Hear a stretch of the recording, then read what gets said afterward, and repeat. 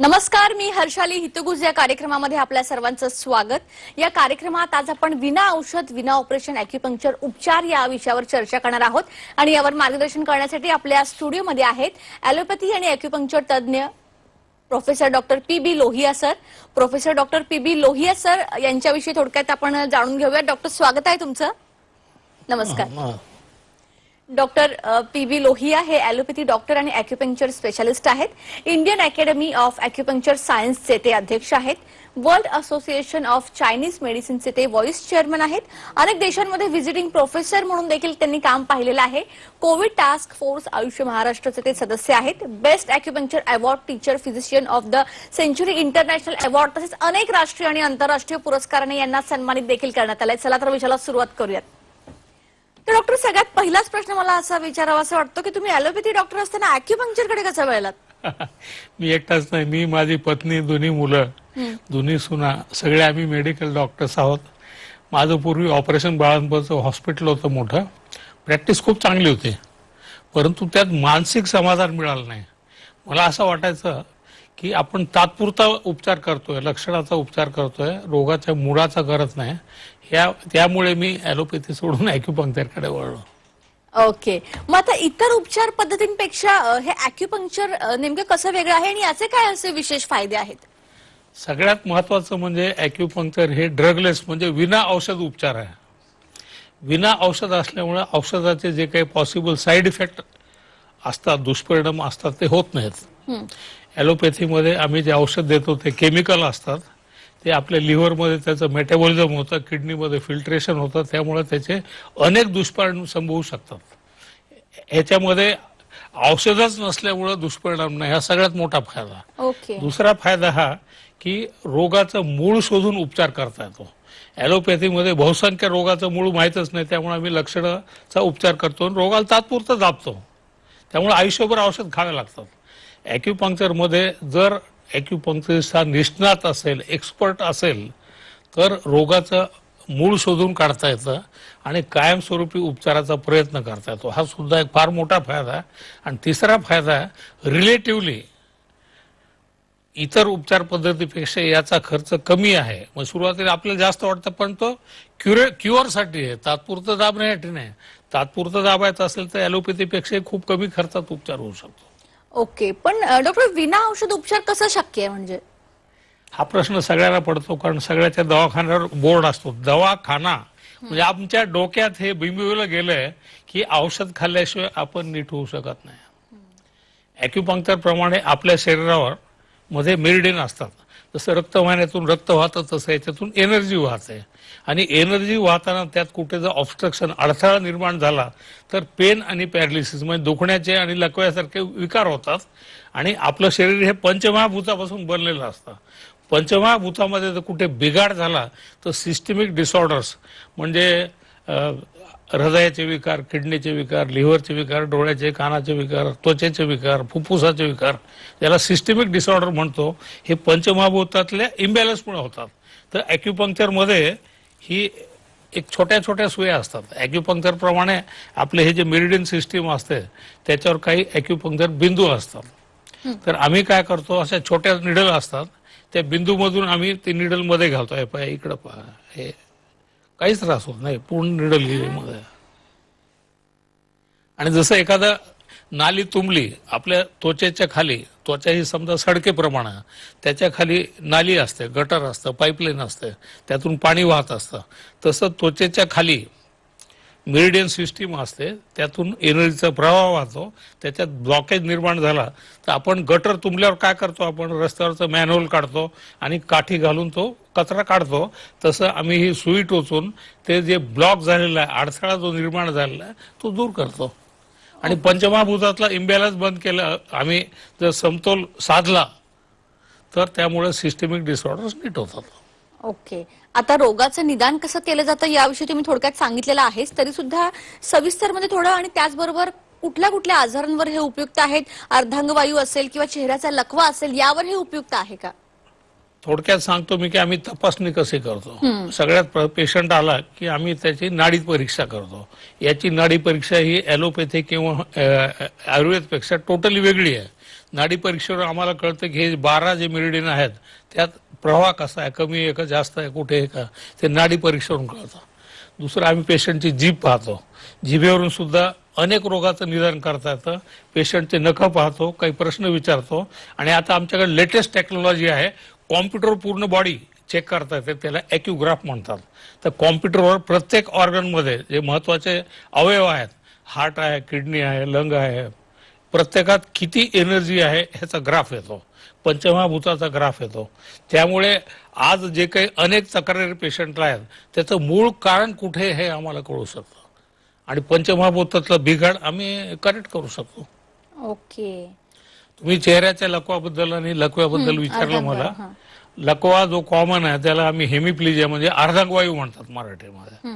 Allopathy प्रमाणे ज्याचं blood pressure जास्त आहे, त्यांनी गोळी नाही घेतली, कोणावर भांडण झालं, बीपी एकदम वाढलं तर मेंदूमध्ये रक्तस्राव होतो त्याच्या, आणि अपोजिट साईडचा लकवा होतो. म्हणजे डावीकडे रक्तस्राव असेल तर उजवी बाजू पॅरलाइज होते आणि व्हायसी वर्सा. असा पेशंट जर आमच्याकडे लगेच आला, 2-3 दिवसात आला, तर फक्त 2-3 दिवसात 90-95% नीट होऊ शकतो. अतिशय चांगले रिझल्ट आला लकव्यासाठी.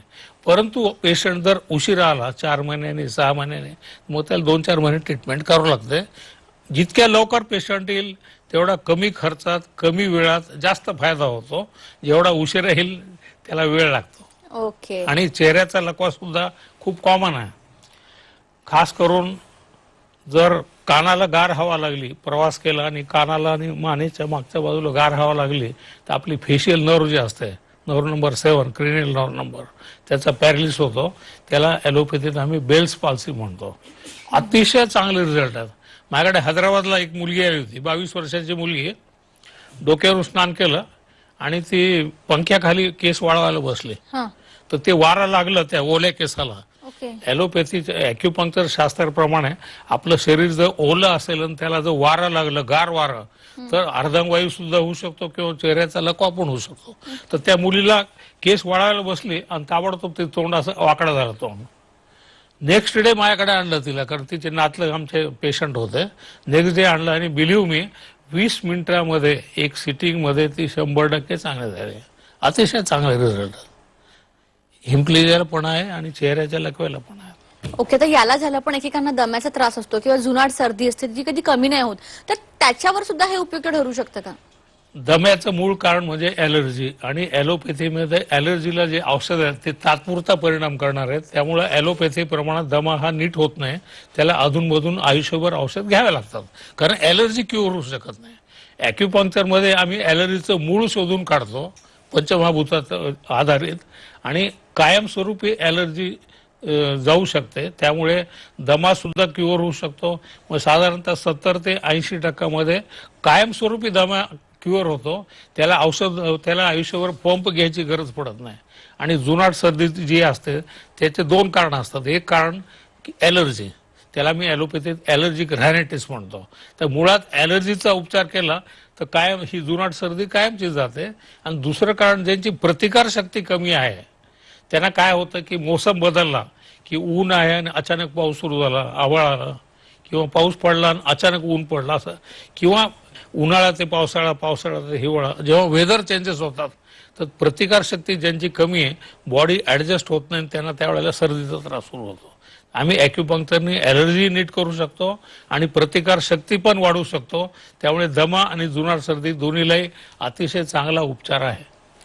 बरेच जणांना गुडघेदुखीचा त्रास असते, ऑपरेशन सजेस्ट केलेलं असतं, तर गुडघ्याचं ऑपरेशन जे आहे ते टाळण्यासाठी याची काही मदत होऊ शकते का? मुळात गुडघेदुखी हा काही आजार नाही आहे, हा एजिंग प्रोसेसचा पार्ट आहे. जसं वय वाढतं, 35-40 वर्ष वय झालं की आपल्या गुडघ्यात जे ऑइल असतं, वंगण आपण म्हणतो मराठीमध्ये, ॲलोपॅथीत त्याला आम्ही सायनोव्हिल फ्लुइड म्हणतो, त्याचं प्रमाण कमी होत जातं आणि त्यामुळे हाडाला हाड घासतं एकमेकाला. बसून उठताना, पायऱ्या चढताना, पायऱ्या उतरताना, मांडी घालताना हाडाला हाड घासतं, कारण वंगण कमी गुडघ्यात आणि त्यामुळे वेदना होत आहे. तर ॲलोपॅथीमध्ये आम्ही वंगण वाढवायला औषध नाही, त्यामुळे आम्ही पेन किलर औषध देतो. पेन किलर म्हणजे मेंदूला आम्ही बधीर करतो. त्यामुळे जे काही 4-6 तास मेंदू बधीर राहील तोपर्यंत गुडघा दुखतो पण मेंदूला कळत नाही. आणि नंतर काही दिवसांनी काय होतं, पेशंटला तर बरं वाटतं, गोळी खाल्ली बरं वाटलं, पण काही दिवसांनी ऑइल नसल्यामुळे ते जास्त घर्षण सुरू होतं आणि मग डॉक्टर त्याला रिप्लेसमेंट म्हणजे गुडघा बदलायला सांगतात. ॲक्युपंक्चरमध्ये आम्ही गुडघ्यातलं ऑइल वाढवू शकतो, हा सगळ्यात मोठा फायदा आहे आणि त्यामुळे ऑपरेशनची गरज पडत नाही. इथं आपल्या मुंबईला शिवसेनेच्या विधान परिषदेच्या ज्या पहिल्या आमदार होत्या, मॅडम देसाई नाव आहे त्यांचं, त्यांना मांडी घालता येत नव्हती, पायऱ्या चढता येत नव्हत्या, त्या 2-3 महिन्याच्या ट्रीटमेंटमध्ये आमच्याकडे 100% नीट झाल्या. म्हणजे हजारो रुग्ण गुडघ्याचं ऑपरेशन टाळण्यासाठी आमच्याकडे येतात आणि अतिशय चांगले रिझल्ट आहेत. ओके. हा. आता त्याचबरोबर मणक्याचे विकार असतील किंवा स्लिप डिस्क असेल, स्पॉन्डिलोसिस असेल किंवा त्याचबरोबर फ्रोझन शोल्डर असेल, तर एकंदरीत या सर्वांवर हे कसं उपयुक्त आहे? मणक्यांचे विकार सुद्धा it is part of ageing process. आपलं वय जसं वाढतं, जसं मी आता सांगितलं की गुडघ्यातलं वंगण कमी झालं, तसं आपल्या बाकी सगळ्या सांध्यातलं वंगण कमी व्हायला सुरुवात होतं. जसं ज्या लोकांना नेहमी नेहमी मान वाकवावं लागते, वाकून वजन उचलावं लागतं, त्यांना मान आणि कंबर इथे स्पॉन्डिलोसिस होतं. किंवा ज्यांना जास्त प्रवास असतो, भारतामध्ये बहुतांशी बायकांना, त्या बायका किती शिकल्या तरी चूल आणि मूल काही सुटत नाही, घरचे काम करावंच लागतात आणि मेजॉरिटी कामात समोर वाकावं लागतं. त्यामुळे बायकामध्ये कंबरदुखी, मानदुखी त्यामुळे जास्त. आणि आता कोरोना नंतर बायकामध्ये व्हॉट्सअप पाहिल्यामुळे मानदुखी जास्त काय आणि पुरुषामध्ये ट्रॅव्हलिंग जास्त असतं. तर ट्रॅव्हलिंग करताना मणक्याला झटके बसतात आणि 2 मणक्यामधल्या जे गाद्या असतात त्या खराब होतात. ॲलोपॅथीत आम्ही त्याला स्पॉन्डिलोसिस म्हणतो. आणि जास्त गादी पातळ झाली आणि सरकली त्याला आम्ही स्लिप डिस्क म्हणतो. समजा इथे स्लिप डिस्क झाली मानेमध्ये, तर ती शिर दाबल्यामुळे हातामध्ये दुखतं, हात दुखतो आणि हातामध्ये मुंग्या येतात, हात बधीर होतो. आणि कमरेत जर स्लिप डिस्क झाली, कमरेमध्ये L4, L5 आणि L5, S1 ह्या 2 ठिकाणी स्लिप डिस्क खूप कॉमन आहे कमरेमध्ये. तिथं जर शिर दबली तर 1 किंवा दोन्ही पाय पूर्ण दुखतात, जड पडतात, थोडं चाललं की थांबावं लागतं, पाय बधीर होतात, पायात मुंग्या येतात. तर ॲलोपॅथीमध्ये याला आम्ही ऑपरेशन करत असतो. सुरुवातीला पेशंटला एक्सरे करून पेन किलर देतात, नंतर MRI करून त्याला ऑपरेशन करायला सांगतात. ॲक्युपंक्चरमध्ये जसं आपण कारला सर्व्हिसिंग करतो की नाही, स्कूटरला, मोटरसायकलला, कारला सर्व्हिसिंग करतो, तसं आम्ही सर्व्हायकल आणि लंबरला ॲक्युपंक्चरने सर्व्हिसिंग करतो, ऑइल वाढवतो, दबलेल्या शिरा मोकळ्या करतो आणि ऑपरेशन हे टळू शकतं. मला स्वतःला इतका त्रास होता स्लिप डिस्कचा, L4, L5, हैदराबादच्या विमानतळावर मी अचानक कोलॅप्स झालो, मला उभाच राहता येतं. 4 लोकांनी विमानात टाकलं, व्हीलचेअरवर होतो. 15 दिवस मला उभा राहता येत नव्हता. सगळे माया मागे लागले, ऑपरेशन करा. मी म्हणलं जीव गेला तरी ऑपरेशन करणार नाही, कारण हे जे ऑपरेशन असतं ते रिस्की असतं, याची गॅरंटी कोणीच देऊ शकत नाही. दुर्दैवाने काही प्रॉब्लेम झाला ऑपरेशनमध्ये तर लघवीचा कंट्रोल जातो, संडासचा कंट्रोल जातो, पाय लोळे होतात. मी आज 100% चांगला आहे विथ ओनली ॲक्युपंक्चर. आणि आमच्याकडे हजारो पेशंट जे येतात, मॅक्झिमम पेशंट जे येतात आमच्याकडे गुडघ्याचं ऑपरेशन टाळणे, मानेचं ऑपरेशन टाळणे आणि कमरेचं ऑपरेशन टाळणे. ह्याशिवाय एक नवीन प्रॉब्लेम कोरोनामुळे जो सुरू झाला, कोरोनामध्ये स्टेरॉइड खूप लोकांना देण्यात आले, विनाकारण खूप जास्त देण्यात आले आणि त्यामुळे खुब्याचं जे हाड असतं, हिप जॉईंटचं हेड ऑफ फिमर, त्याचा जो बॉल असतो तो बॉल खराब होतो. त्याला ॲलोपॅथीत आम्ही एव्हियन म्हणतो, avascular necrosis of head of femur. आणि ॲलोपॅथी मग हा पेशंट असं लंगडायला सुरुवात होतो, त्याला पायऱ्या चढता येत नाही. तर कोरोनामध्ये स्टेरॉइडच्या एक्सेस डोसमुळे खूप लोकांना एव्हियन झालं. आमच्या भारतात पूर्ण दवाखाने आहेत आमच्या सगळीकडे, प्रत्येक सेंटरला दर आठवड्यात बरेच पेशंट एव्हियनसाठी यायचे. आणि ॲलोपॅथीमध्ये आम्ही याला रिप्लेसमेंट करतो, म्हणजे तो बॉल जो असतो तो रिप्लेस करतो, स्टीलचा टाकतो. दुसरा ॲलोपॅथीत उपचार नाही. तर हे टाळण्यासाठी आमच्याकडे पेशंट येतात आणि आम्ही ऑपरेशन मेजॉरिटी केसेसमध्ये आम्ही एव्हियनचं ऑपरेशन टाळू शकतो. याशिवाय हाडाचे इतर जे विकार आहेत त्यात संधिवात एक फार कॉमन आहे, ज्याला रुमेटॉइड आर्थरायटिस म्हणतो. दुसरा जो प्रकार आहे तो रुमॅटिक, मेन कॉमन जो आहे तो रुमेटॉइड, ज्याला आपण मराठीत संधिवात म्हणतो. तर संधिवात हा अकॉर्डिंग टू ॲलोपॅथी हा इन्क्युरेबल आहे, त्याला मी ॲलोपॅथीत ऑटोइम्युन डिसऑर्डर म्हणतो.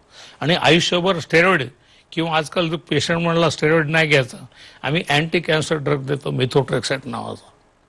तर काय होतं, पेशंटचा रोग तात्पुरता दबलेला राहतो, परंतु याचे साईड इफेक्ट जे होतात अँटी कॅन्सर ड्रगचे आणि स्टेरॉइडचे ते अतिशय भयानक असतात आणि दुर्दैवाने लाईफ लॉंग औषधं घ्यावे लागतात.